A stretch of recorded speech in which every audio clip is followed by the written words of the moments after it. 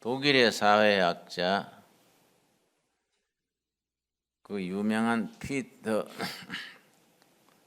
막스 베버가 책으로 썼습니다.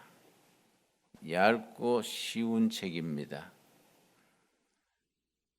프로테스탄티즘 윤리와 자본주의 정신, 그런 제목의 책입니다. 우리 크리스찬들이라면 반드시 한 번씩 읽어야 될 책입니다. 프로테스탄티즘 윤리, 성경적 윤리, 개신교 윤리와 자본주의가 어떤 관계가 있느냐, 그걸 사회학적으로 잘 분석 정리해 놓은 책입니다. 그 책에 보면 종교가 없는 사람보다가 종교인이 더 빨리 부자가 되고 사회 진출이 빠릅니다. 종교인 중에서도 불교나 마호메트교나 다른 힌두교, 다른 종교에 비해서 기독교 교인들이 물질적으로 빨리 성공하고 사회 진출도 왕성합니다. 또 기독교인 중에도 캐톨릭 신자보다가 개신교 신자가 훨씬 더 사회 진출이 활발하고 경제적으로 성공을 합니다. 막스 웨버가 그걸 왜 그럴까? 세계적인 사회학자니까 왜 그럴까? 왜 종교가 없는 사람보다 종교인들이 더 빨리 부자가 될까? 더 빨리 생활의 안정을 이룰까? 종교인 중에서도 타종교에 비해서 기독교인들이 왜 사회 진출이 더 활발하고 빨리 부자가 될까? 기독교인 중에서도 캐톨릭에 비해서 프로테스탄트 교인들이 왜 경제적으로 빨리 성공할까? 그걸 분석하고 연구를 한 책입니다. 거기에 쓰기를 개신교 신도들, 프로테스탄트들이 교회에서 듣는 설교, 성경 공부, 남전도회, 여전도회 활동, 구역예배, 속회 활동이 그렇게 만든다. 그 결론입니다. 교회에서 늘 설교 듣고 성경 배우고 교회 활동이 사회적으로 빨리 성공하게 한다는 겁니다. 그러면서 성공 사례를 들었습니다. 그 책 속에 미국의 벤자민 프랭클이라는 분을 개신교 신앙으로 빨리 성공한 예를 들었습니다. 미국 독립전쟁 때 큰 공을 세운 벤자민 프랭클이라는 분이 있는데 나중에 미국 대통령 외에는 좋은 자리를 골고루 거쳤습니다.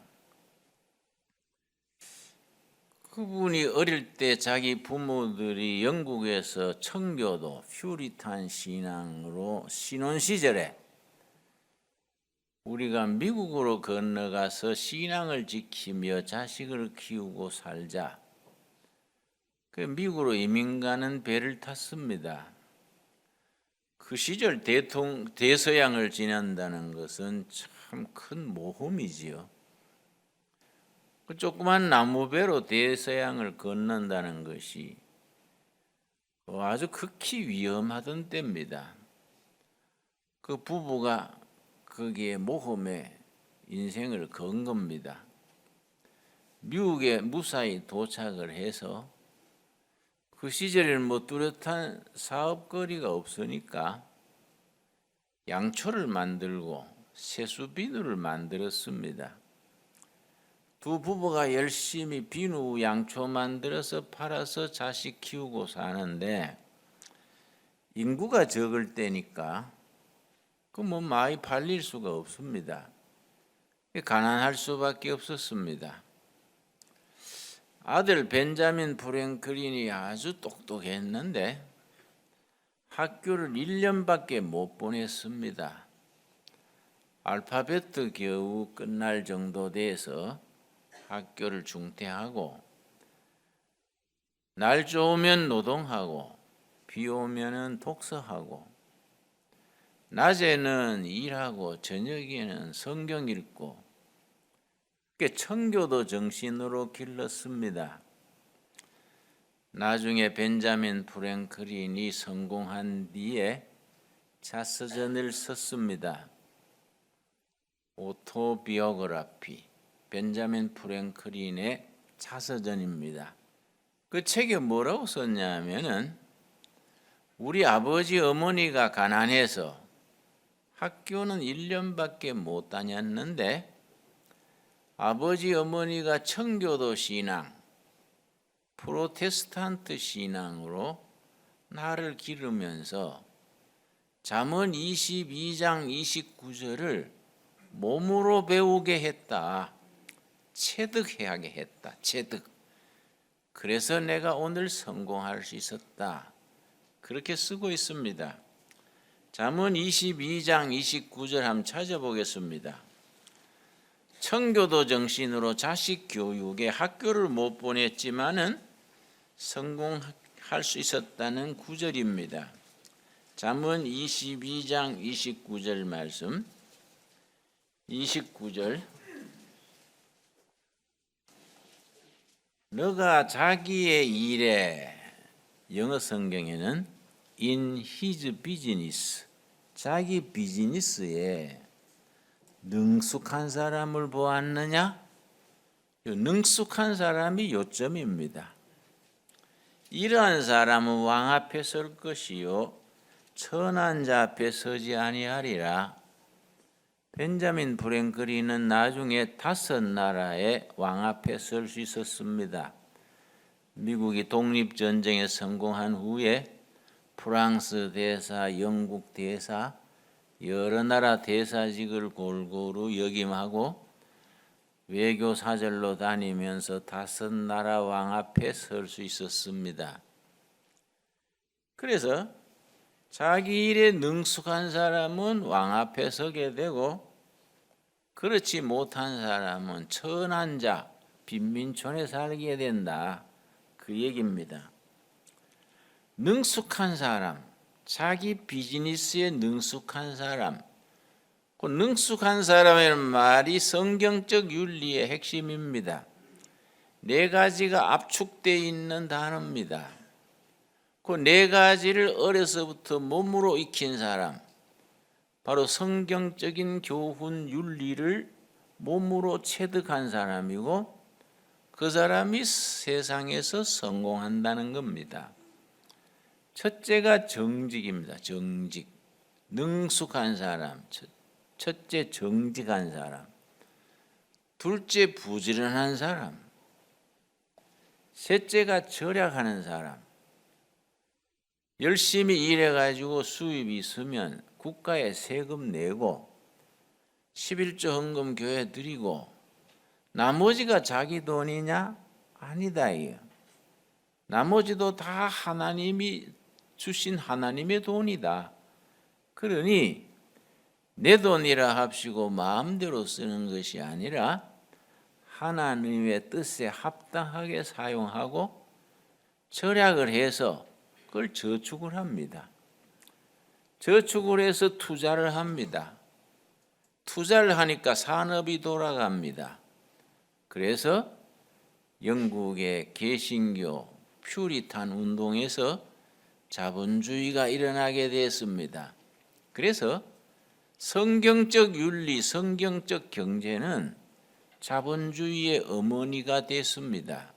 그런데 지난번에 미국의 은행 무슨 사건들이 터져서 세계 경제가 휘청휘청했는데 왜 미국 자본주의가 왜 그렇게 병들었느냐? 자본주의의 어머니가 성경적 윤리인데 미국 사람들이 하나님을 떠나서 성경적 윤리를 떠나서 이기심, 인간 욕심대로 자본을 운영하니까 미국 경제가 병들어서 불황이 오게 됐다는 얘기입니다. 그래서 성경적으로 말하자면은 지금 세계 경제가 어려운 걸 회복하자면은 근본 원인 성경적 생활 윤리를 되찾으면은 성경적으로 살면은 세계 경제 위기가 극복된다는 겁니다. 네 번째가 뭐냐면은 인간관계에 있어서 성실입니다. 약속을 잘 지키고 신의를 지키고 이 네 가지가 합쳐진 것, 능숙한 사람입니다. 자, 복습하겠습니다. 벤자민 프랭클린이 자기 어머니 아버지가 가난해서 학교는 1년밖에 못 보냈지만은 성경적 윤리, 청교도 정신을 몸으로 익히게 해서 성공할 수 있게 했다는 네 가지. 첫째 뭡니까? 정직입니다. 두 번째 뭡니까? 근면입니다. 근면. 세 번째 뭡니까? 절약입니다. 절약. 네 번째 뭡니까? 성실. 인간관계 약속 잘 지키고 신의를 지키고 의리 있는 사람. 이 네 가지를 몸으로 익히는 사람은 자연히 성공하게 돼 있다는 겁니다. 이게 청교도 정신이고 개신교 생활 윤리입니다. 이걸 기초로 경제가 잘 운행돼 갈 때에 그 교회도 부흥되고 사회도 안정되고 그 좋은 세상을 만들어 가게 됩니다. 미국의 피터 드러크라는 경영학자가 있었습니다. 몇 년 전에 죽었습니다마는 이분이 93세에 쓴 책 중에 Next Society 이런 제목의 책이 있습니다. Next Society.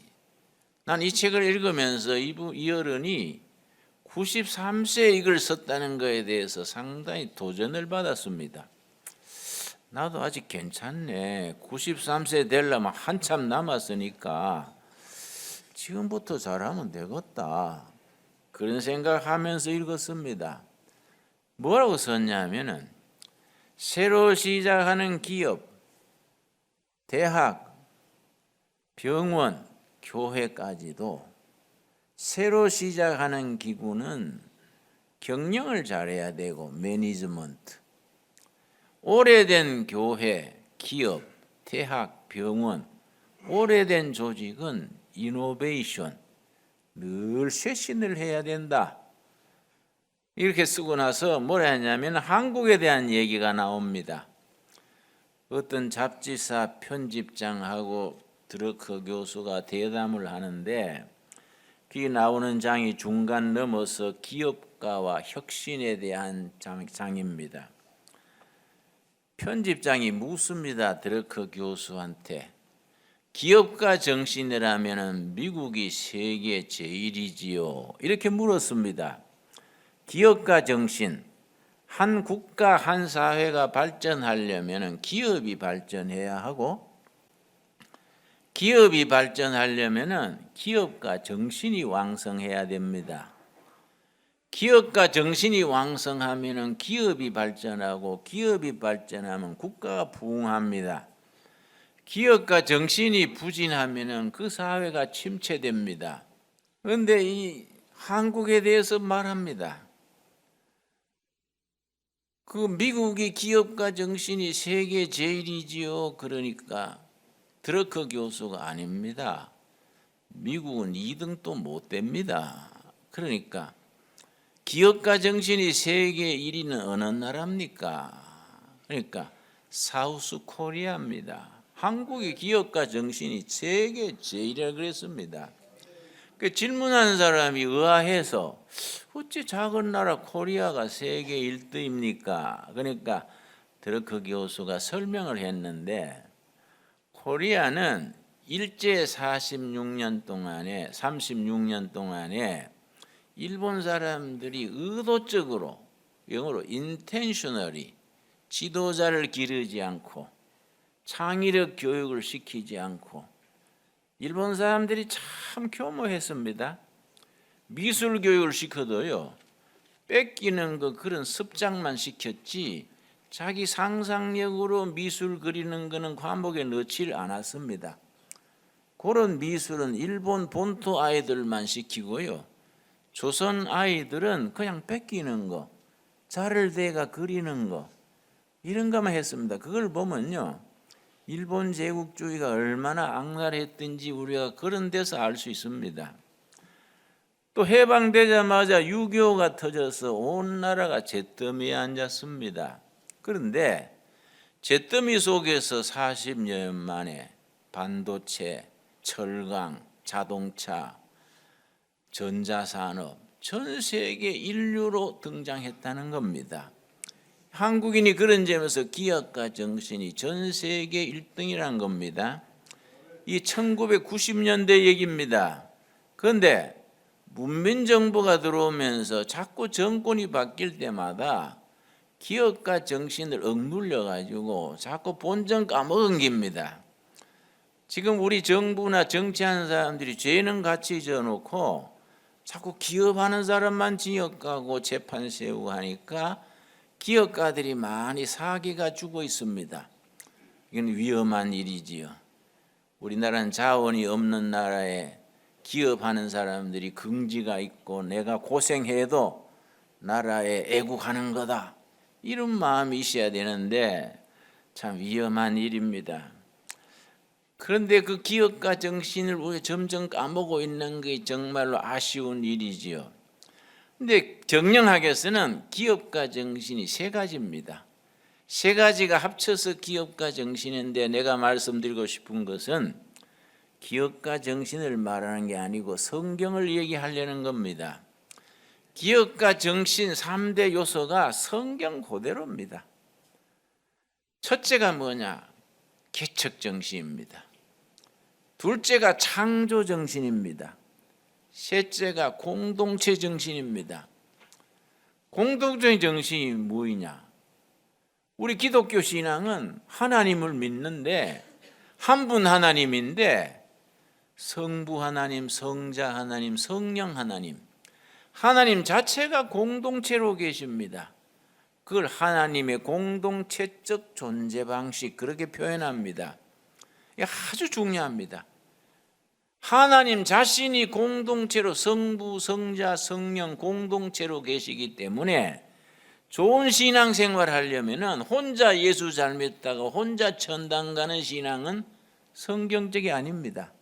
미우나 고우나 찢고 뽑고 사와도 같이 예수 믿고 같이 섬기고 이 공동체 교회가 그래서 중요합니다. 공동체 신앙입니다.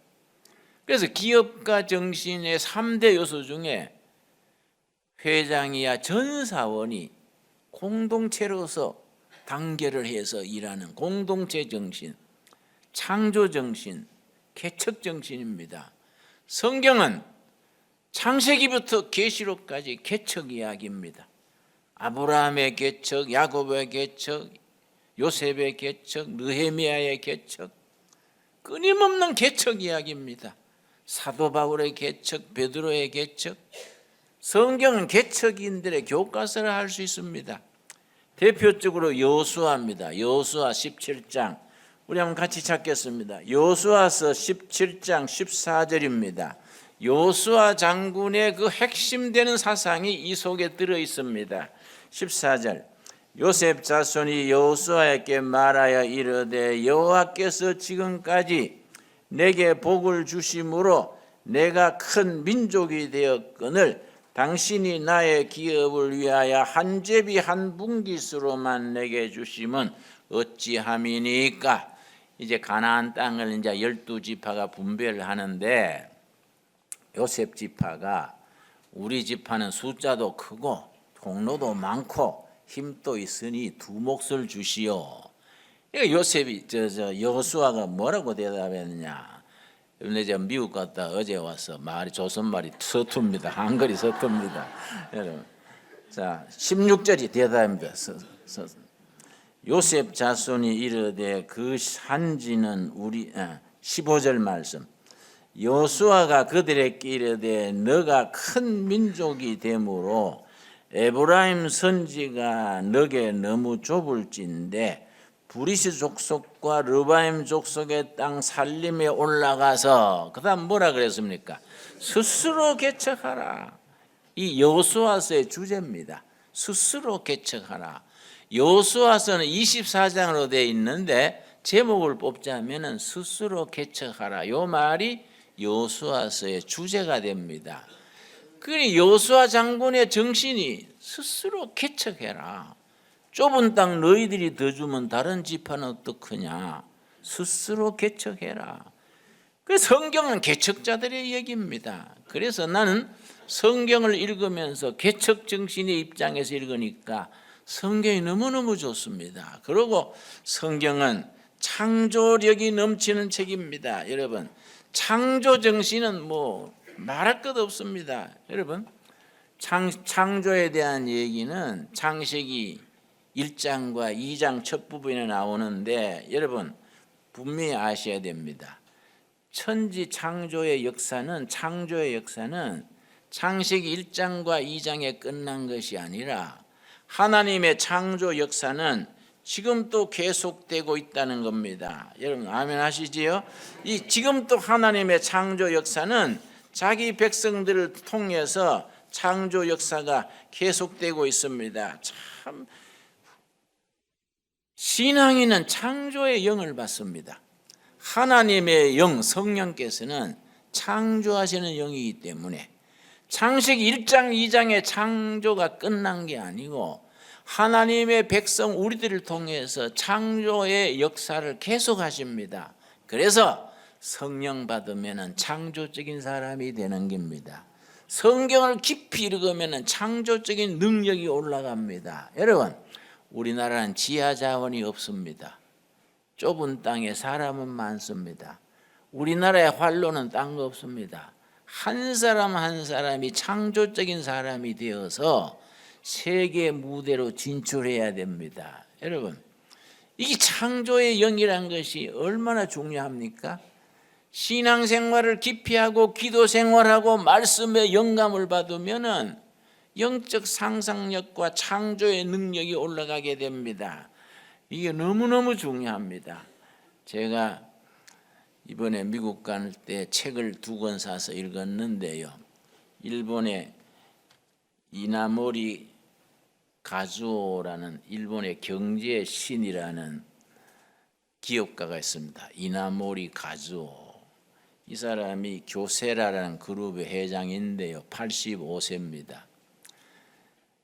저 2010년에 일본의 우리나라 칼 같은 재팬 에어라인이 부도가 났습니다. 잘이 완전히 망하게 됐습니다. 살릴 재간이 없는 겁니다. 우리나라 말하면 칼 같은 비행기 회사가 완전히 망하게 됐으니 국가적인 타격이나 위신이 얼마나 깎입니까? 일본 정부가 고민하다가요 이나모리 가즈오 회장한테 부탁했습니다. 당신이 자를 좀 살려주시오. 그래서 이 어른이요 자기 회사 놔두고 2010년 2월 달에 잘 회장으로 취임해서 딱 3년 1개월 만에 2013년 3월 달에 완전히 회복해서 넘겨줬습니다. 3년 만에 완전히 망했는 회사를 살린 겁니다. 근데 그 이나모리 가즈오 회장이 취임 연설이 중요합니다.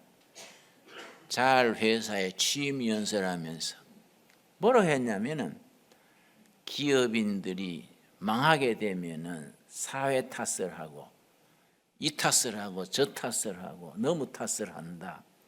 경기가 어떻고 국제 정세가 어떻고 국가 정책이 어떻고 그런 핑계를 댄다. 쓸데없는 소리다. 핵심은 그 경영자와 사원들이 불타는 투혼이다. 투혼. 우리 회사를 살릴 수 있다. 살려내자. 회장과 사원 전부가 일심단합해서 망해가는 회사를 살려내자. 불타는 투혼, 영어로 파이팅 스피릿. 그 하나 있으면 된다는 겁니다.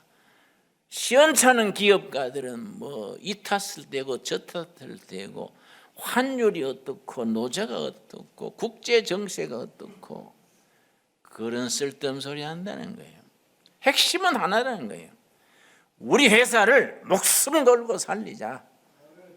회장으로부터 사원 전체가 한 마음이 돼서 한 마음이 된다는 게 공동체 정신입니다. 망해가는 회사를 살려내자. 이 투혼, 불타는 투혼 하나 있으면 된다는 겁니다.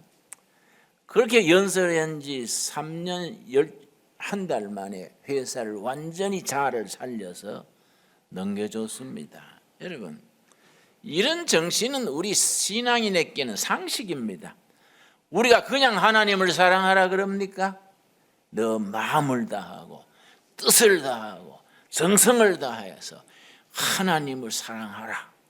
그리고 네 이웃을 너 몸같이 사랑하라. 여러분, 성경에 그냥 하나님을 사랑하라 안 그럽니다.